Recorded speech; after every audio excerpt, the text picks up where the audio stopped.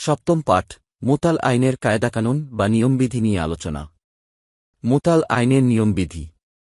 মুতাল আইনের নিয়মাবলী সম্পর্কে নিম্নে আলোচনা করা হল। ১. যদি হরকত বিশিষ্ট ওয়াও ও ইয়া এর পূর্বের হরফ জবরযুক্ত হয়, তাহলে ওই ওয়াও বা ইয়াকে আলিফ দ্বারা পরিবর্তন করা হয়। যেমন কালা ও বা মূলত ছিল কা ওয়ালা ও বা ইয়া। ২.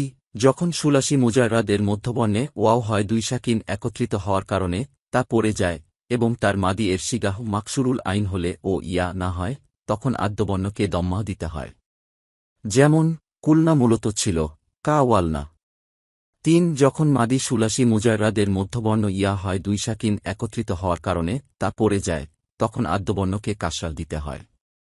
যেমন বিনা মূলত ছিল বা ইয়া না। ৪. যখন মাদি সুলাসি মুজাররাদের মধ্যবর্ণ দুই সাকিন একত্রিত হওয়ার কারণে পড়ে যায় ও তা মাদিতে কাসরাহ বিশিষ্ট থাকে, তখন আদ্যবর্ণকে কাসরাহ দিতে হয়। যেমন খিফনা মূলত ছিল খাবিফনা। ৫. যদি পেশযুক্ত ওয়াও ও জের বিশিষ্ট ইয়া এর পূর্বের হরফ সাকিন হয়, তবে ওই ওয়াও বা ইয়া এর হরকতকে পূর্বের হরফ দিয়ে দিতে হয়। যেমন ইয়াকুলু ও ইয়াবিউ মূলত ছিল ইয়াকবুলু ও ইয়াবিউ। ৬. যদি জবর বিশিষ্ট ওয়াও বা ইয়া এর প্রথম হরফ সাকিন হয়, তবে ওয়াও বা ইয়া এর হরকতকে পূর্বের হরফে দিয়ে তাকে আলিফ দ্বারা পরিবর্তন করতে হয়। যেমন ইয়োকালু ও ইয়োবাও মূলত ছিল ইয়াকুলু ও ইয়াবিউ।